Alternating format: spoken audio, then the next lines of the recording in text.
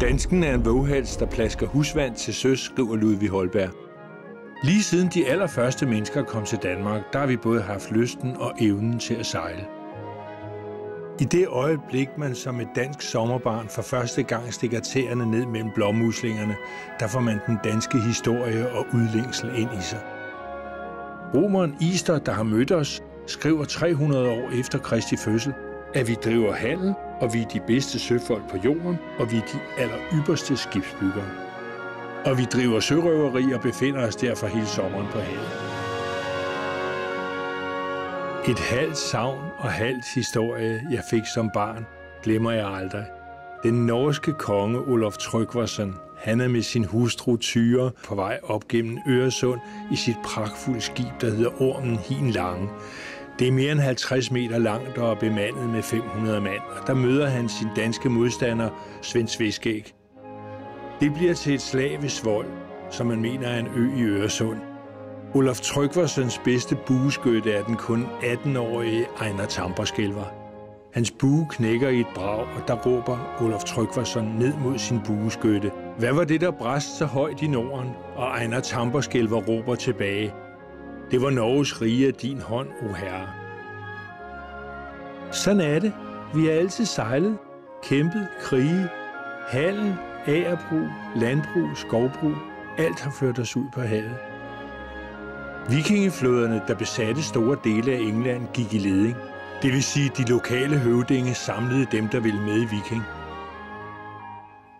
Den store verden har altid set lidt med beundring på, at Danmark ligger her endnu. Og vores eksistens er tit bestemt i udlandet. Det skal være et lille neutralt land, der ligger som en prop ned i Østersøen. Hvad hånden former er åndens spor.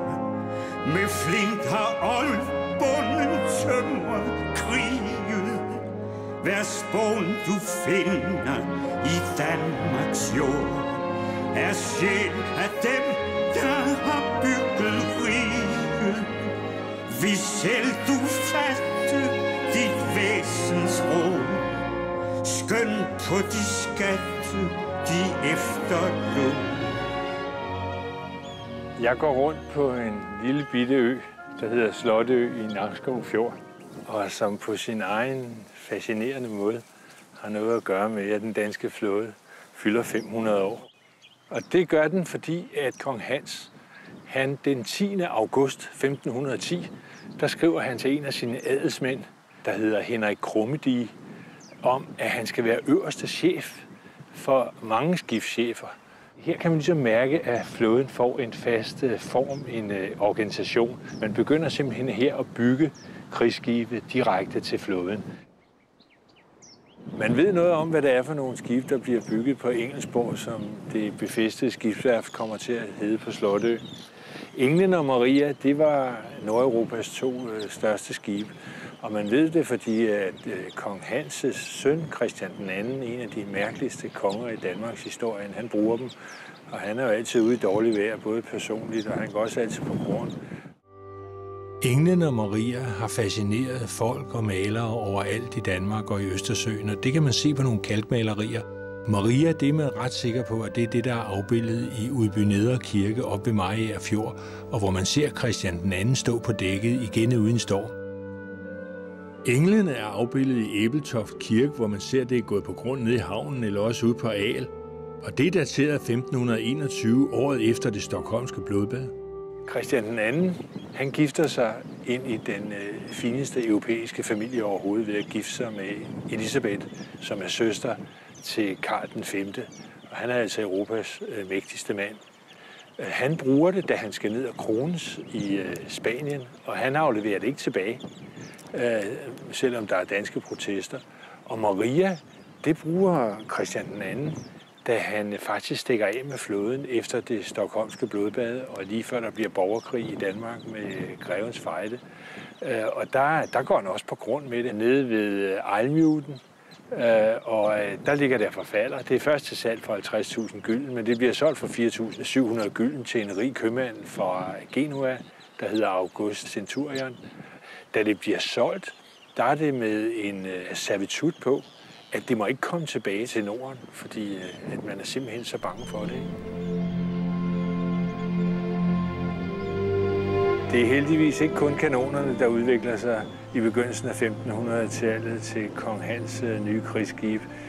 Det gør hele den europæiske tanke også, og især malerkunsten og digtekunsten. Leonardo da Vinci, han er ansat ved hoffet i Milano, og han er arkitekt, og han er fæstningsingeniør, og han er endda musiker, og et mere munter ende, der er han også teaterdirektør.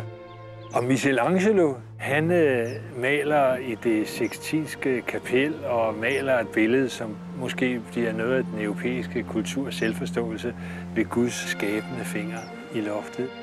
Raphael, han maler sine fuldstændig guddommelige billeder, der ser ud som om, hvor Herre holder ham i den hånd, han ikke bruger til at male med. Og inden for digtekunsten, der sker der også noget, fordi Machiavelli, han skriver Fyrsten.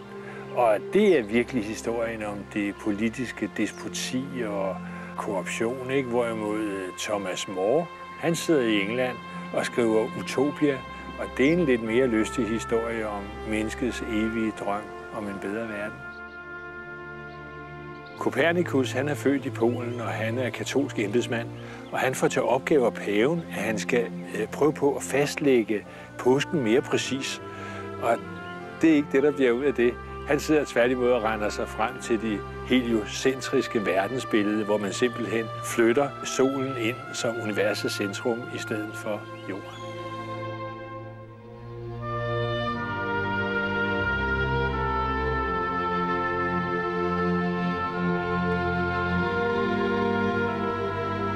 Engelsborg får en kort og hurtig renæssance under Christian den 4., der som altid er så initiativrig.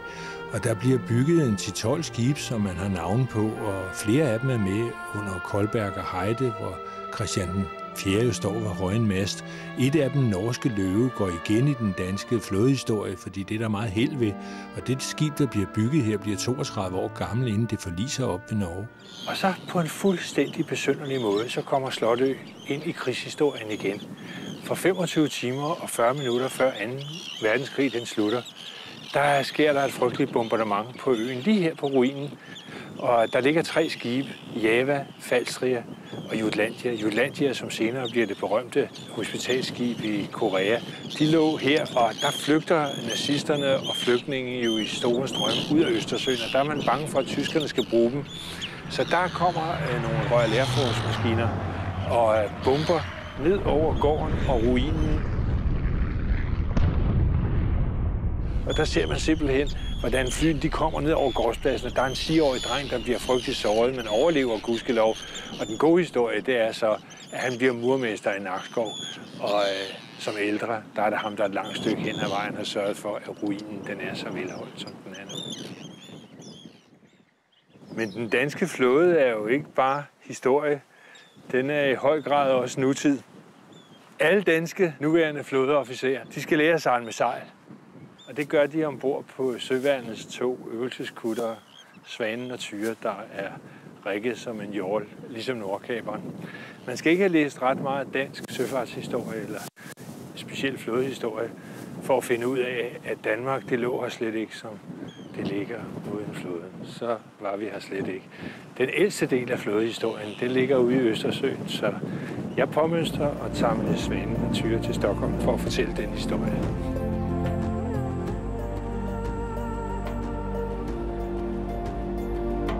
Svanen og Tyre er lige kommet fra deres værfteophold i Strandby, så sejlene de skal trimmes, så vi går lidt rundt i danske farvande, inden vi går til Stubbekøbing for at få et hold nye kadetter ombord.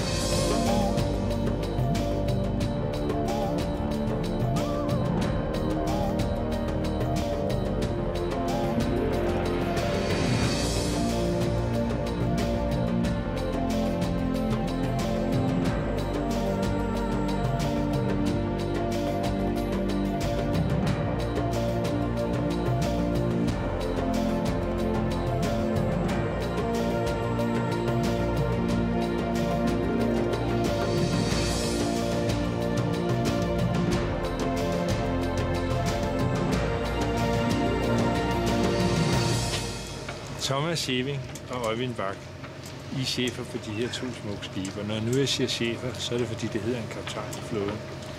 Hvad er det for nogle folk, vi har fået ombord?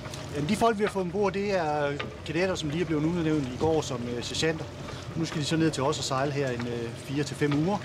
Og så fortsætter de så med at sejle med nogle andre af søværnets skrogskibe, før de starter på officersskolen her til efteråret.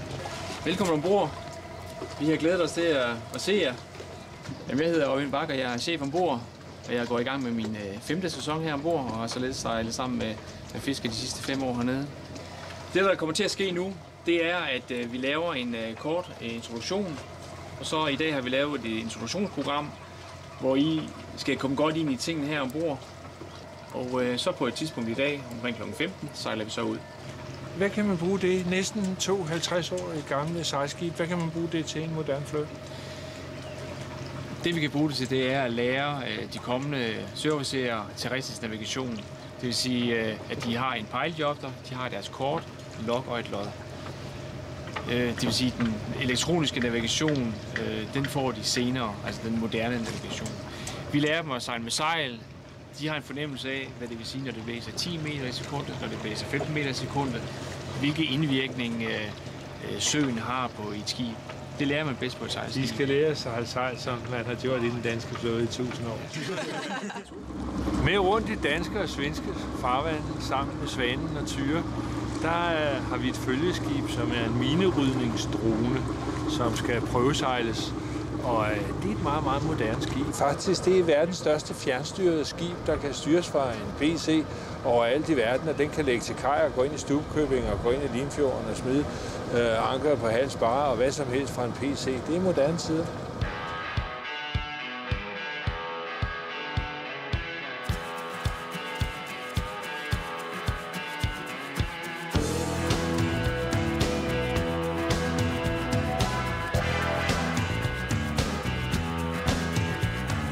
Vel ude i Østersøen efter forsigtigt at have krydset gennem den smalle rende ved Grønsund, går vi til Møns Klint. Det ved enhver sejler jo, at den skal opleves i morgenrøden, og så skal man passe godt på bundgarnspælen.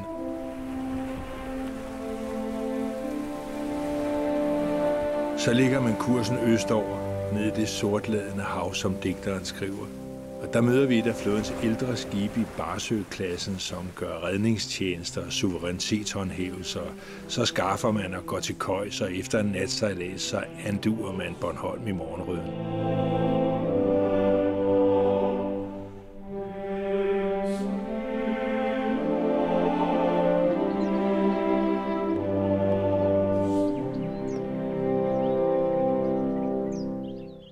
Estræde, det er et spændende sted for en sømand.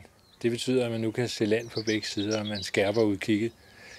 Det kan også defineres ved, at man kan se fra den ene kyst til den anden, og det kan man med her mellem Hammershus og Skånekysten. Der er 20 sømil, der er 38 kilometer. Der er 3 meget besejlede stræder i verden. Det er den Engelske Kanal og Malaccastrædet, og så her, inden de deler sig og går op igennem Storebælt og Øresund. For det her hjørne af Hammershus, der er holdt godt udkig igennem 1000 år. Der er borgerkrig i Danmark mellem 1534 og 1536. Det er det, der hedder Grevens Fejde. Det er en dybt kompliceret ting. Det er borgerkrig alle dage ved. Hvem er med hvem, og hvem er imod? Danmark er i en forfærdelig situation, og det bliver til borgerkrig. Og det skyldes, at Christian II, som er giftet ind i hele det katolske Europa, samtidig privat er interesseret i Luther. Den danske adel vil bare have, at alt skal være ved det gamle og støtter katolicismen. Men Christian II han er interesseret i at lave, ligesom i Holland, et nyt borgerskab. Han er købmændenes konge. Christian II han har spillet alle sine kort af hænderne ved det stockholmske blodbad og har sat al troværdighed også over for den danske adel, som i forvejen har det meget dårligt med. Og han flygter med flåden med de bevingede ord om, at vi sejler, når vindene de føjer sig. Det gør han sammen med den danske finansminister, og hun hedder Mor Sigrid. Han tager til Holland for at få støtte af sin rige familie. Han er gift med Elisabeth, som er søster til Karl V. Og han giver ham penge til en leje her på 7.000 mand og en flåde på 25 skibe. Mens Christian den anden er i Nederlandene og i Nordtyskland og stærkt påvirket af lutherdommen, der indsætter den danske adel hans farbror, Frederik den Første, som konge af Danmark. Men Christian den anden, han vil jo have sine rigere lande tilbage, så med den flåde, han bliver udstyret med, der går han mod Norge. Og de kommer til Sydnorge, hvor Christian den anden, han har været statholder, en meget hård statholder under sin far, kong Hans. Og han forliser med de fleste af sine skibe i en hård storm, og det lykkes ham ikke at tage Akershus. Frederik den Første, han sender admiralen Peter Skram op for at undsætte Akershus, og det er første gang, man hører ordet admiral i den danske flåde. Admiral er arabisk og betyder søhøvding, og det havde bredt sig op igennem Europa, og det er også taget til sig i Danmark. Og i det hele taget så er Europa i en enorm udvikling. Opdagelsesrejser går virkelig ud i verden nu. Korstogene har også vist, at man kan gå ud og skabe sig ære og berømmelse. Man kan blive til noget, uden at man er født adelig.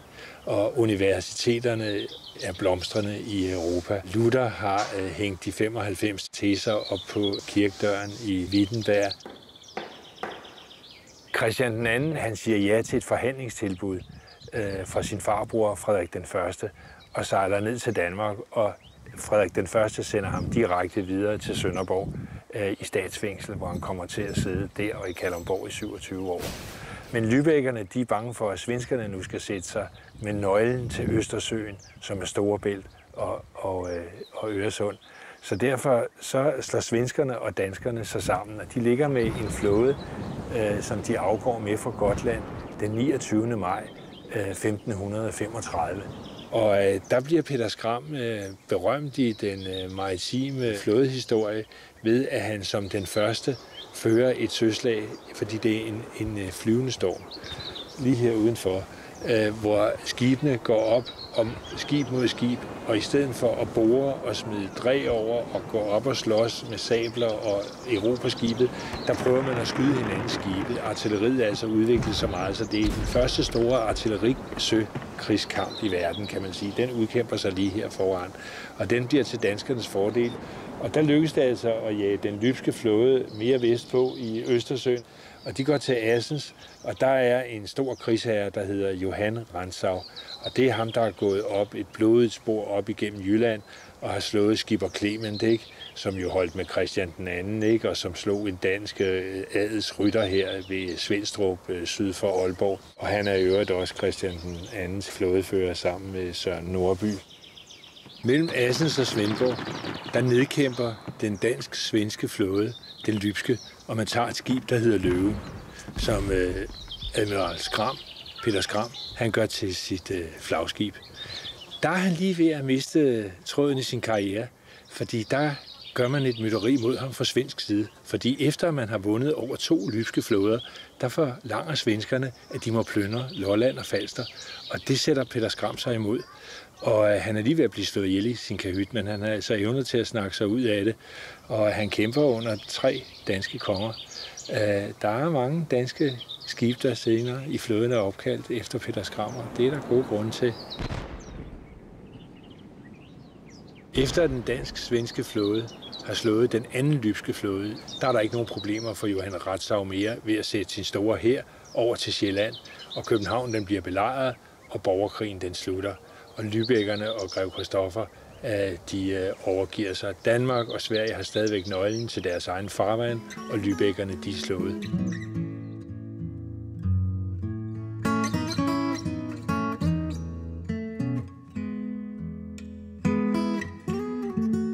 Efter at have besøgt den spændende borgruin, og efter at Svanen har haft nogle problemer med skrueaksen og har været på beding over på den anden side af øen på Tegn, der mødes vi under hammerknuden om aftenen i solnedgangen Svanen og Tyre og droneskibet Hirsholm, og så et af flådens større skibe, et standard flexskib, der hedder Søløven. Og det vil eskortere os op i Østersøen op mod Stor Karlsø og Visby på Gotland.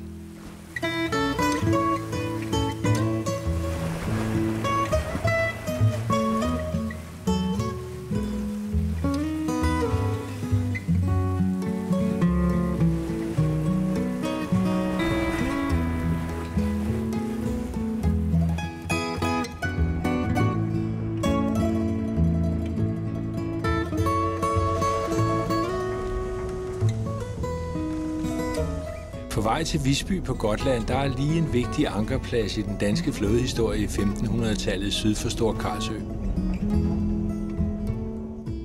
Vi er lige i hjertet af Østersøen. Det er Stor Karlsø, Lille Karlsø. Derinde der ligger Gotland, og 30 sømil den vej, der ligger Øland. I den nordiske syvårskrig, der er Frederik den anden. Han er konge i Danmark. Han har afløst sin far, Christian den 3. Frederik den anden, han opruster sig og bruger 15-20% af statsbudgettet. Det går nu til flåden. Og for en sjælden gangs skyld, der skal adelen betale skat. Det skal de ellers ikke. Til gengæld så skal de stille nok kongen og gå i krig, og fædrelandet kræver det. Og så sætter han Øresundstolden op. Frederik den anden, han gifter sig meget sent. Han har en elskerinde, der hedder Anna Hardenberg, som han også vil giftes med. Men det er hans mors hofdame, og hun er altså imod det. Og så gifter han sig med sin kusine, der kun er 15 år, der hedder Sofia. Men det var ganske almindeligt dengang. Der var egentlig også tit, at pigerne blev gift endnu før, og så fik de simpelthen børn, når de kunne. Og de får 7 børn og lever et meget lykkeligt ægteskab, og det ved man fra Frederik den andens dagbog, der blandt andet også afslører hans store ordblindhed. Selvom Frederik den anden personligt mest er til jagt og udendørsliv og en god dram med vennerne efter en lang dags jagt, så støtter han også renæssancemenneskene, som for eksempel Anders Sørensen Vedel, ikke, som er renæssancehumanist og filolog og historiker. Og så støtter han også videnskaben. Det er ham, der virkelig giver Tycho Brahe len som len, ikke? Og han bygger Kronborg, ikke? I stedet for, at det skal være et lille snollet krogen, ikke? Så bliver det til det pragtfulde renæssanceslot, som vi har haft glæde af lige siden. Efter Kalmarunionen er brudt sammen, og det stockholmske blodbad og Norden ikke mere er en helhed, og Gustav Vasa bliver den store svenske konge, er Sverige ligesom lukket inde i Østersøen. Set fra Sydeuropa, der er den danske konge. Han er den store nordiske fyrste. Og hver gang vi sætter os på Elfsborg ved Göteborg, så kan de ikke komme ud. De er rasende over, at de skal betale Øresundstold. Frederik den andens far, Christian den 3., han gjorde, hvad han kunne for at irritere svenskerne. Og det er jo altså Gustav Vasa. De sloges ikke, men han begynder for eksempel at slå mønter med 3 kroner. Og 3 kroner, det er virkelig symbolet på, at man er hersker i Østersøen og tager Øresundstolden. Og det gør svenskerne stiktosset. Og det betyder, at den svenske konge, Erik den 14., han siger pludselig, at hvis man møder den danske flåde nede i Østersøen, så skal man sgu bare gå til dem, og man skal i det hele taget ødelægge den der Øresundstold. Og der møder man den danske flåde nede ved Bornholm, og der bliver den danske admiral Brockenhus, han bliver taget til fange, og sammen med 800 fanger, der bliver han ført i lænker gennem Stockholm, og det gør selvfølgelig danskerne stiktosset. Så får Frederik den anden den idé, at han igen vil henvende sig til landets store gamle flådefører Peter Skram, som både har kæmpet under hans far, Christian den 3., og igen under hans farfar, Frederik den 1. Og den gamle admiral, han finder rustningerne frem ned i kælderen, og det lykkes ham at skrave 27 skibe sammen. Og han går ned i Østersøen, og han går herop ved Stor Karlsø, og der møder de så svenskerne op ved Gotska Sandø. Og det bliver et slag til danskernes fordel, fordi Peter Skram, han viser sig igen som en genial sømand, og den svenske flåde, den trækker ind i skærgården, og det er det tricks, de altid har, når de er svage, og de er ved at blive slået, og der er danskerne skakmat, fordi det er en rådred. Den gamle admiral, han går i land på sit slot i Halland, hvor han så sidder og fortæller historier til sine børn og børnebørn, og der er vi så heldige, at hans datter, Oline Skram, hun skriver meget af det ned, så derfor ved vi meget om manden. Han er over 60, han skal ikke i søen mere. Så derfor, Frederik den anden, han udnævner en ny øverste admiral for flåden. Og det er Herluf Trolle, og det er virkelig en af de store personligheder i den danske flådehistorie. Herluf Trolle, han personificerer på alle mulige måder den perfekte adelsmand med standsbevidsthed, og samtidig så er han et flamboyant menneske. Han er renæssancemennesket. Der er mange farver på paletten. Man er vidende hele vejen rundt. Han er som helt ung indskrevet ved universitetet i Wittenberg i 1536-37, og det er altså lige, hvor Grevens Fejde, den danske borgerkrig, den slutter. Og dernede, der møder han 2 teologiprofessorer, Peder Palladius og Niels Hemmingsen, og de er om nogen eksponenter for den danske reformation og kirkeledere, og hvor vi går fra katolicismen og til lutherdommen, og han får et meget personligt venskab med Niels Hemmingsen, som lever hele resten af 1500-tallet, og overalt i Europa bliver regnet for en af de klogeste mænd i hele Europa. Og han er ved Herluf Trolle ved hans dødsleje. Herluf Trolle, han bliver hofmand, og der møder han en 5 år ældre pige, Birgitte Gøje, som er opdraget i Frederik den andens mors jomfrukammer, dronning Dorothea.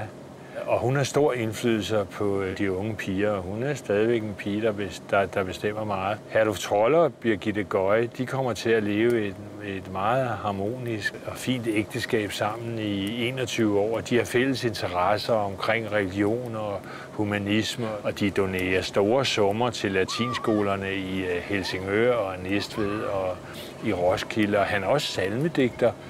Og det hele, det krones jo altså ved, at de sammen laver Herlufholm, ikke? De er barnløse. Herluf Trolle, han bliver flådens chef. På det tidspunkt, der har svenskerne måske verdens største krigsskib Makalös. Og danskerne har Lübeckerne som allierede. Og der lykkes det altså at bore Makalös ved, at Lübeckernes skib Englen sejler bovsbrødet på fuld hammer lige ind i Makalös. Og det vender hele den sommers slag. Næste sommer, der er der en vidunderlig beskrivelse af, hvordan Herluf Trolle han står nede i Østersøen. Han står i blåt harnisk med en stor bronzehat på hovedet. Der er fjerbusket med 3 kroner. Og der bliver han altså ramt enten af de primitive langrør, som man også kalder bøsserne dengang, eller også af en af de finske stålbuer. Man ved, at på det svenske skib, der har man finske skytter, der har udviklet en ganske bestemt stålarmbryst, som er meget farlig, og som svenskerne de eksporterer. Han bliver i hvert fald hårdt såret, og de må trække sig ud af slaget. Og han kommer til Dragør, og der bliver han så en mindre båd sejlet til Bremerholmen. Og der vil han ikke bæres eller køres hjem. Han tager sit sværd på skulderen på trods af sine mange sår, og går hjem til sit hus, som ligger oppe i Ligestræde, som nu hedder Niels Hemmingsensgade. Og der diskuterer han teologi med sin nære ven Niels Hemmingsens. Han dør af sorgfeber, og de sidste timer, der synger de salmer, og næste morgen får han nadveren. Han når også at udnævne sin næstkommanderende Otto Rud, og han går straks i søen, og han går til Bornholm, og der kommer så det største søslag, som der nogensinde har været i Norden. Der dør 6.000 mennesker, 2.000 Lübeckere og ca. 2.000 danskere og 2.000 svensker. Og der må Otto Rud, han har på hans skib, som stadigvæk er Jägermeister, Herluf Trolles flagskib, der er halvdelen af hans 1.000 mands store besætning, de er døde. Og samtidig, da der står 2,5 meter vand oppe i skibet, der må han overgive sig til Claes Horn. Og han dør i et fangehul i Stockholm af pest. Altså, der kan man sige, at svenskerne vinder, fordi de holder positionen, og de er faktisk overlegne til søs resten af Syvårskrigen.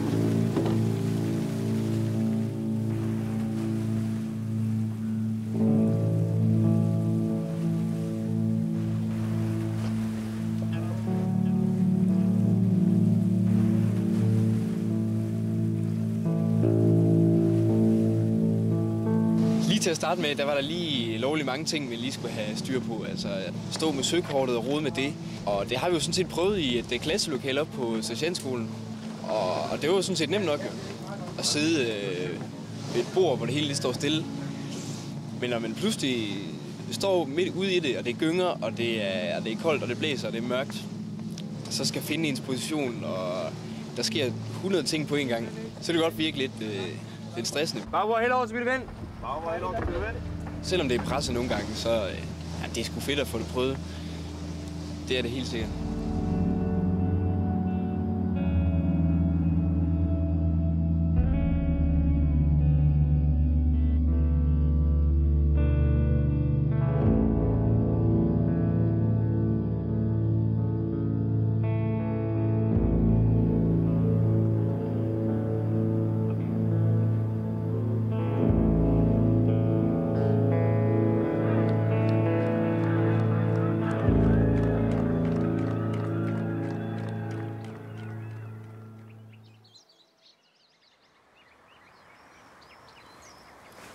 I det herrens år 1361, tredje dagen efter Sankt Jakobs dag, foran Visbys mure, der faldt gotlænderne for danskernes sværd. Det står der på latin på den her sten, som er rejst lige efter. Den har stået her i 650 år. Og danskerne, det var Valdemar Atterdags professionelle ridder her, som her uden for en Visbys mure lavede en nedslagning. Og man kan i høj grad kalde det en nedslagning, fordi den massegrav, som jeg står ovenpå, det er, og her omkring, der er fundet flere, det er op til flere tusind mennesker.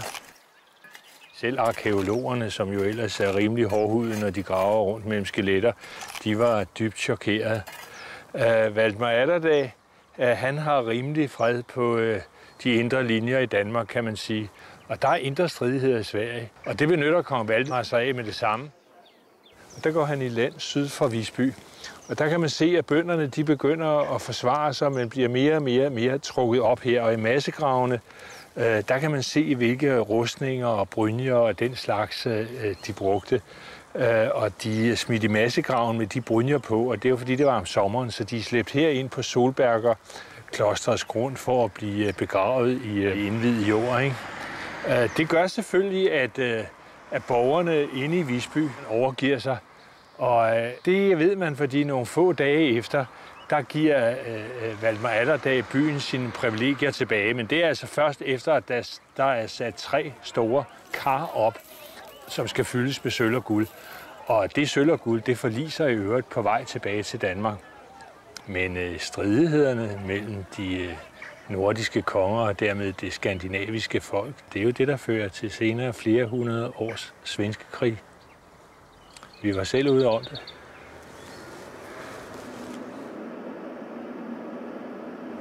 I begyndelsen af den nordiske syvårskrig fra 1563 til 1570, der kommer den svenske flåde først i søen i 1566.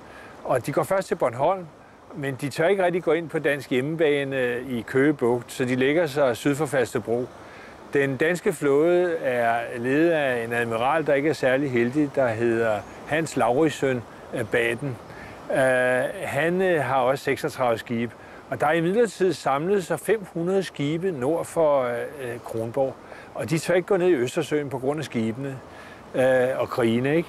Så derfor så det første Baden han gør, det er, at han vil konvojere de her skibe ned i Østersøen.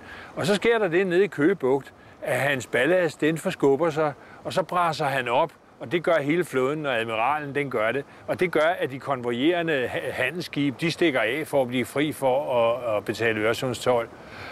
Og det er jo den Øresundstold, som man blandt andet slås med svenskerne om. Og så sker der det længere ned syd for Falsterbro. Der tager svenskerne, de tager Øresundstolden, og det er der et billede af i det svenske søakademi. Derefter så får skibene, flåderne, de får kontakt med hinanden igen op nord for Øland. Men der sker ikke rigtig meget. Men en dansk admiral, Christoffer Mogensen, han får skudt hovedet af. Og den svenske flåde trækker ind i skærgården, og så er de ved Stockholm, og så er de urørlige. Og så sker der virkelig en katastrofe på en besynderlig måde i den danske flådehistorie. Fordi Hans Lauritzen Baden, den øverste admiral, han beslutter sig nu til, at hans kollegaer skal begraves ordentligt, og Gotland er jo dansk, og der sidder en dansk lensmand. Så man beslutter sig til at gå til Gotland og begrave ham, og det skal være på en søndag. Og så den 25. og den 26. Der ligger de her ude foran Visbys red, og der blæser der en kraftig vestenvind, og de øvrige kaptajner på skibene kommer og beder Baden og siger, at det er altså skidt. Og lensmanden inde i Visby siger, at det er en dårlig ankerplads, I må ikke ligge der. Men Baden han er forståelig, og han vil have begravet sin kollega en søndag. Det, som Badens flåde oplevede her ved Gotland, ved Visby, og hvor den forliser, det er en tempereret cyklon den 27. juli. Og det er jo mærkeligt at tænke sig, at det er på et tidspunkt, hvor danske løssejlere nu ligger her, og det er fint og sommer, ikke? Men det, som gotlænderne de vågner op til om morgenen, det er, at der ligger mere end 4.100 døde inde på strandene. Det er iblandt Baden og den lybske admiral. Man finder stadigvæk vragstumper fra det forlis, og så sent som for en måned siden, der fandt man en guldske i tykt massivt guld, der så ud som om, at den var ny. Da krigen så er slut, og Frederik den anden, han ikke har abdiceret alligevel, selvom han har truet med det over for Rigsrådet, og alt er ved det gamle, bortset fra fattigdom og alt det, som krig og plyndring og en masse døde fører med sig, og statskassen den er tom, så slutter Frederik den anden med et par bevingede kongeord ved at sige, at de danske skibe, der fra nu af går ned i Østersøen, som han så lover at holde fri for sørøvere, de skal tage kronens herlighed i agt ved at stryge sejlet, og det er vel det i dag vil sige kippe med flaget. Den nordiske syvårskrig, den er slut, og der vil gå godt 40 år, inden Frederik den anden søn, Christian den 4., han igen går i krig mod svenskerne.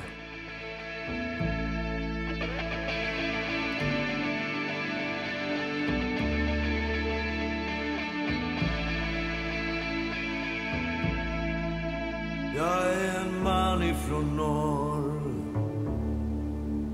Jag tar min älskares hand och går längs det kalla vattnet på en öde strand.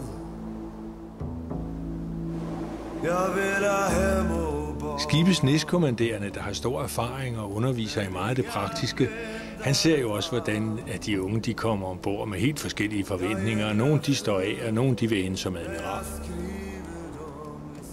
Er der noget, du sådan synes er specielt fedt ved det her job? Jamen det er jo, man er med til at uddanne kommende officerer, med til at præge dem i den retning, som de nu skal præges i. Og det er rigtig dejligt, synes jeg. Hvordan føler du, at folk har det efter at have været her 3-4 uger? Det er sjovt, at man kan sige, at nogle de kommer, og man så sidder ved rundbordet den første dag, når de har forventninger, og nogle de siger, at det her det skal bare overstås. Og det, jeg så synes, der er fedt, det er, når der så er gået 2-3 uger, at man kan mærke, at de får ligesom gnisten til at sejle til båd. Det kan jeg godt lide. Er der nogen speciel fascination i for dig, at det er et sejlskib? Selvom man er på havet hver dag, så er der jo ikke 2 dage, der er ens. Selvom man ligger og laver det samme hver dag. Der er nye vinde, der er nye steder. Det er nyt det hele. Jag är en man ifrån norr. Jag har en sorg. Den gamle svenske flådestation Dalarö ligger i den yderste stockholmske skærgård. Og det var her, svenskerne lå, inden de skulle ned og slås mod danskerne i Østersøen, og før man anlagde den store, moderne flådehavn i Karlskrona nede i Blekinge. Og i Dalarö går vi ind langskibs et par timer til et bevaringsværdigt svensk marinefartøj, inden vi sejler videre til Stockholm. Kan jag stå i snön i stormen och hålla min längtan varm? Och du sjunger. Jeg står inde på Vaxholm-fæstningen, kun 12 sømil fra Gamle Stan i det centrale Stockholm. Og det er et meget vigtigt sted i Sverige, fordi alle skibe, der skal ind til Stockholm, de skal passere Vaxholm. Og personligt, der har jeg en helt egen historie, fordi med Nordkaperen lige her udenfor, der havde jeg en voldsom grundstødning i 1968. Der var man bange for russiske ubåde i den stockholmske skærgård, og der fik vi et hul, et ordentligt hak i krigen. Det er lige der, hvor kølen den går op i forskibet. Og da jeg så skulle reparere det der på Beddingen i Helsingør, der ringede jeg så til den kongelige svenske søfartsstyrelse og spurgte, hvorfor der lå en betonklods der. Og så sagde de, bare send regningen, og så snakker vi ikke mere om det. Jag är en man ifrån norr. Där vintern är svår. Tills fåglarna kommer från södern med vår. Och mitt sinne är mörkt. Och mitt sinne är ljust. Som en sommarnatt över fjärden som svävar av dofter och rus. Och det sjunger ifrån havet. Det sjunger ifrån bergen. Och det sjunger i mitt hjärta. Stockholm bliver turistbrochurerne kaldt Nordens Venedig. Og det kan jo godt lyde lidt som en floskel, men det er faktisk en af Europas og måske en af verdens allerdejligste havnebyer. Og smuk og uindtagelig inde bag alle de mange skær. Det är skönt när mitt Stockholm är grönt, sakta gå hem genom stan. En kyss, sen går man sakta igen, sakta en tur genom stan.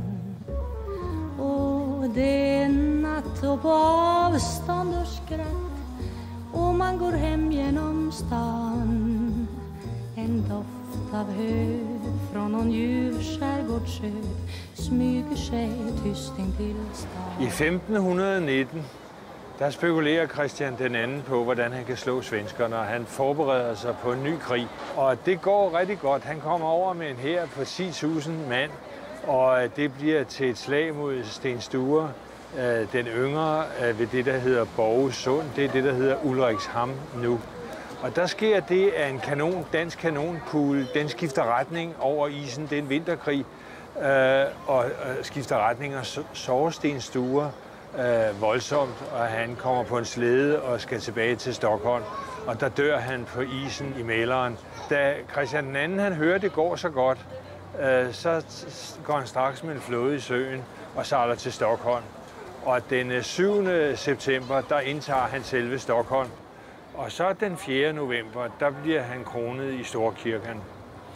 Og der er så store festligheder, og man er nu til forsoningsfester, og alt er godt, og Christian II, han er herre i Norden, og Kalmarunionen, den er stadigvæk helt.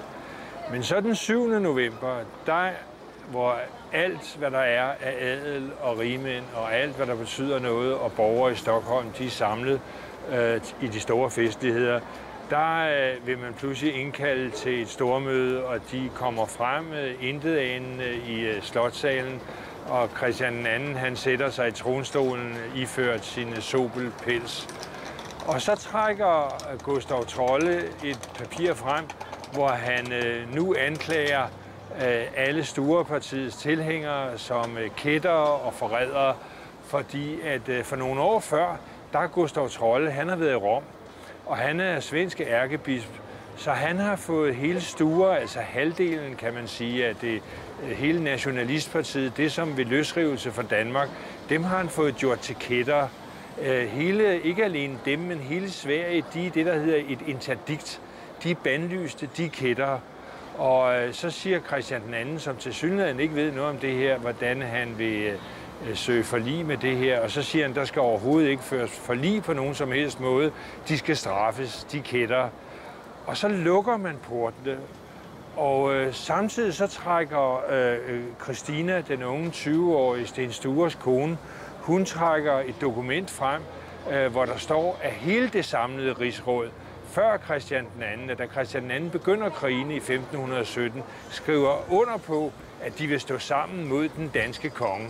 Og så opstår der selvfølgelig vild forvirring, fordi nu alle dem, der er på Trollepartiet, de er nu også anklaget. Og så går kongen. Og hvad der så sker der, det ved man ikke. Men der er jo mange digtere, der har givet bud på det her igennem årene. Blandt andet Johannes V. Jensen i Kongens Fald, som giver et fantastisk billede på, hvad der kan ske der. Fordi han lader hovedpersonen i Kongens Fald, landsknægten Mikkel Thøgersen, gå ind og skal aflevere en besked i badstuen. Og der står så Baldenakke og Christian II nøgne, og han er jo stor og rødhåret og skulle være en meget flot og muskuløs mand, og det er meget, meget godt beskrevet. Der får Mikkel Thøgersen, han får en besked med tilbage til Gustav Trolle, hvor han af Baldenakke bare skal sige de 2 latinske ord, der hedder consummatum est. Det er det sidste, som Jesus han siger, inden han dør på korset. Og næste formiddag, torsdag den 8. november, som regnes for en af de forfærdeligste dage, som stadigvæk er en meget levende dag i svensk historie, så begynder henrettelserne her på Storetorvet i Stockholm. Først så henretter man de 2 bisper. Det er Mathias af Strangnes og derefter Vincents fra Skara. Og det går fuldstændig efter rang. og så mister 14 adelige hovedet, og der opstår, man har jo tæt beskrivelse af det, nogen klæder sig af, og de må ikke skrifte, fordi de er jo kætter, ikke? Og selv Sten Stures lig bliver gravet op og bliver brændt. Der er også bål her, man hænger også folk, og et barn, som Christina har født, Sten Sture, hvor han var bandlyst, det bliver også gravet op som et kætterisk barn, ikke? Og skal brændes. Og så kommer der borgmestrene, 3 borgmestre, og så kommer der 14 rådmænd, og så kommer der 20 stockholmske borgere. Og det bliver en ren blodrus. Og selv folk, der kommer ridende forbi, bare for at se, hvad der sker, de bliver pludselig hængt, og de næste par dage, der er det blod overalt i Stockholm. Og det ligger jo op på toppen af en bakke, og der begynder blodet så at drive ned ad gaderne der. Og når man ser det der hus i baggrunden, det bliver så opført lidt senere. Og der har man så gættet på, at de der 81 hvide sten, at det skulle være et symbol på de 81, der bliver henrettet.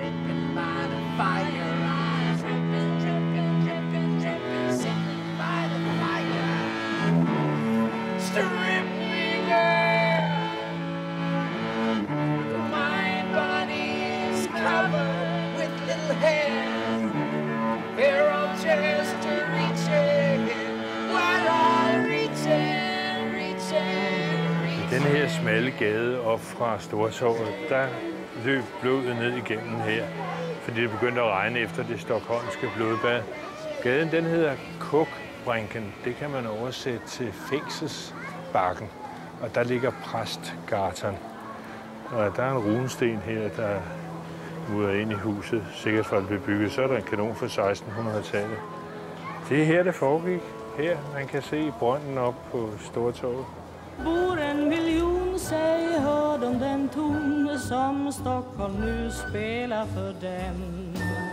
De far härifrån, långt bort härifrån, men Stockholm det är ju vårt hem. Vart vi än går vet jag Stockholm är vår, när vi går hem genom stan. Här går vi med en tyst melodi, ensamma i hela stan. Så stannar vi till vid fåglarnas drill, vi känner en doft av jord. Och glada vi hör en jublande kör. Svanen og Tyre, de er opvankret foran Drottningholms Slot inde i Maleren bag ved Stockholm. Og det er ganske præcist, vi har lagt os lige der foran Neptun-skulpturen. Den er lavet af en af Europas og barokkens allerfineste kunstnere, der hedder Adrian de Vries. Og den står her på Drottningholm, hvor den har stået siden 1690. Det er et tydeligt bevis på, hvad der kan ske, hvis den danske flåde ikke kan beherske sine stræder og Sunde og Bælte. Fordi i Carl Gustaf-krigene mellem 1657 og 1660, der fryser Storebælt til, og Carl Gustaf han går over Storebælt, og hele Danmark er besat, og det er kun København, der kan forsvare sig. Der går han til Hillerød, til Frederiksborg Slot, og der skruer han simpelthen den der pragtfulde store springvand, brønden, i gården til Frederiksborg Slot fra hinanden.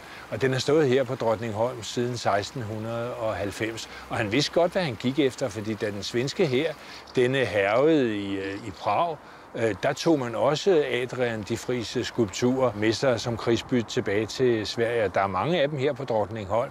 Og der er et pragtfuldt museum i en hestestal heromme bag nu, ved ikke. Og man har haft udstillingen på Frederiksborg-museet, men det var næsten umuligt at få der til, på grund af, at svenskerne satte forsikringen så vanvittigt højt. Så det var næsten ikke til at betale. Og vi må ikke gå ned og filme foran den. De er simpelthen bange for, at vi kommer med nogle svensknøgler i nat og begynder at skrue på den, ikke? Så sagde de til mig inde på slottet her, som både er bolig for kongefamilien og museum, at jeg skulle spørge den svenske konge. Men jeg kan ikke få fat i ham, men jeg så ham den anden aften over på Djurgården på et værtshus, der hed Ulla Vinblader. Der skulle jeg selvfølgelig have spurgt ham, om vi godt måtte gå ned i hans park og tage et billede.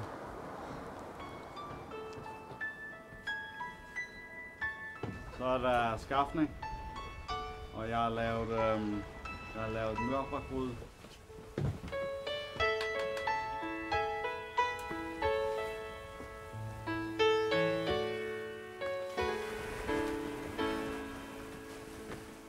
trivs bäst i öppna landskap. Nära havet vill jag bo. Några månader om året, så att själen kan få ro.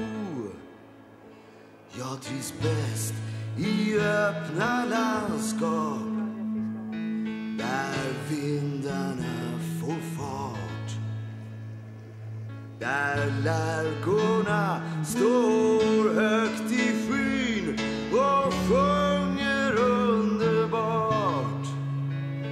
Där bränner jag mitt brännvin själv och kryddar med johannesört och dricker det med välbehag till sill och hembakt vört.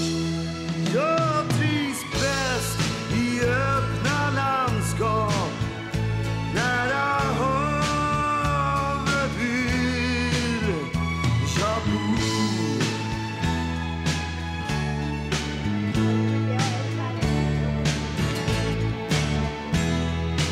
Jeg synes, det er et rigtig spændende erhverv. Jeg fik ideen med, at jeg skulle aftjene værnepligt, og så var det søværnet, der tiltrak mig mest. Tænkte du, at det ville være mere spændende end de andre værn?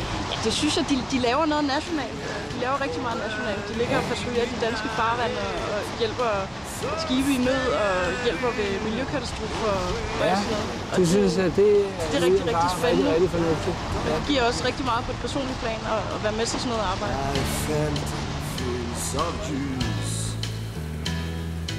Øjvind, for 3 uger siden, der fik du en flok unge kadetter ombord, som stort set ikke kunne sejle. Hvordan synes du, det er gået? Jeg synes faktisk, det er gået rigtig godt. Den har jo været lidt speciel turen, i og med, at vi startede ud med meget lange træk ned fra Klintholm til Bornholm, Hasle, videre til Visby, og så fra Visby ned til Landså. Ja, det blæste. Det blæste. Og det var lige imod. Og det var imod, så det tog lidt hårdt på kadetterne, men de har taget det med oprejst pande. Så er vi så kommet ind i den svenske skærgård og lavet noget yderligere navigationstræning derinde, hvor man som kadet har fået lov til at sejle tæt på skærerne. Vi har sejlet i de hvide fyrvinkler. Så man kan sige, at det er bygget pænt op, om at sige, at vi har startet i ukompliceret farvand, og så slutter vi så af i mere kompliceret farvand i skærgården og så herinde i Mæneren. Du har da i hvert fald fortjent at få en linser for vinden i ryggen sydover. Jamen det håber vi også, men hvad det viser faktisk, at den går i syd nu, når vi kommer ud ned fra Landså. Nej, det må du ikke sige. Her ligger vi oppe ved midnatssol har vi ikke, men vi har den svenske sommernat. Og nu sejler vi ind til et af de smukkeste Gripsholm. Det er det, der sådan svarer til Frederiksborg-museet. Det ligner sådan en egeskov lidt. Vi ligger næsten, nu skal I se, når vi kommer rundt omkring det næste hjørne. Vi ligger næsten sådan inde i voldgraven. Det er meget flot. Jag trivs bäst när havet svallar och måsarna skriker.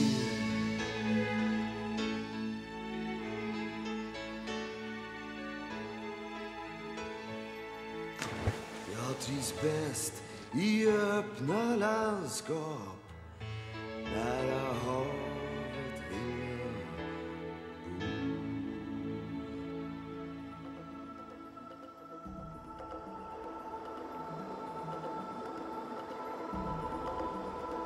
Vi har nydt den nordiske sommernat inde i Maleren, inde bag Stockholm, bag ved det smukke Gripsholms mure.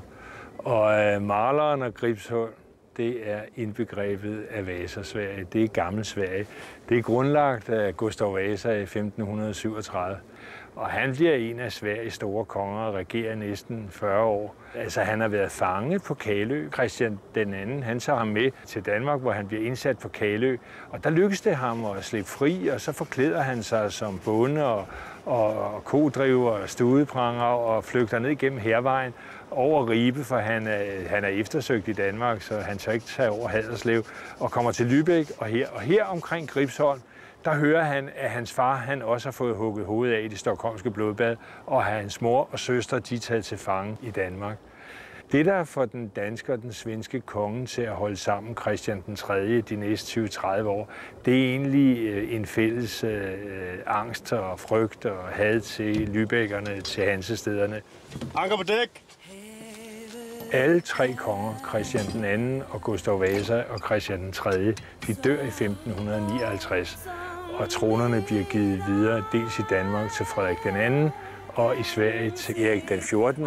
Så er der lagt op til flere hundrede års krig mellem Danmark og Sverige.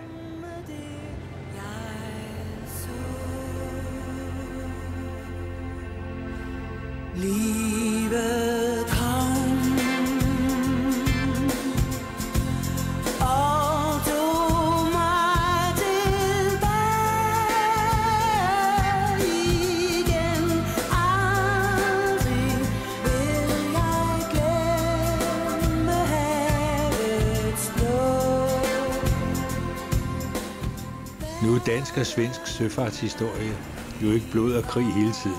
Så da Svanen og Tyre, de har fyret landsort om bagbord og vel ude i Østersøen, der gør man øvelser med de svenske skoleskib Gladern og Falken. Så krig, som jo på en måde er civilisationssammenbrud, det er der langt imellem. Vi er gode venner.